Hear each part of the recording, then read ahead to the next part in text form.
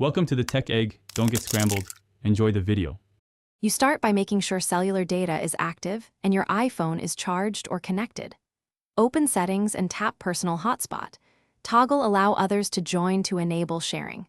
Once done, check the Wi-Fi password shown and change it if it's weak. Use at least 8 characters with letters and numbers. You're setting the security and the basic connectivity now, so make these first steps deliberate and quick before moving to device connections. Now connect the device you want online.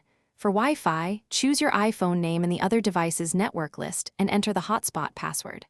Once connected, data flows over cellular. Monitor the data meter if you have limits. If you prefer less battery drain or more stability, pair via Bluetooth or connect via USB. Plug into a Mac or PC, tap Trust, and enable Personal Hotspot. Once done, confirm the device shows as connected under the Personal Hotspot screen. Finish by managing connections and conserving data. Close background apps and watch the data indicator in settings. If a connected device is slow or won't join, first toggle airplane mode on then off or restart your iPhone.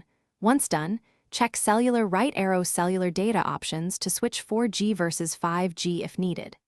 A key troubleshooting tip: if joining still fails, reset network settings to clear cached networks and re-enter the hotspot. Thanks for watching. Consider subscribing if I helped unscramble your problems.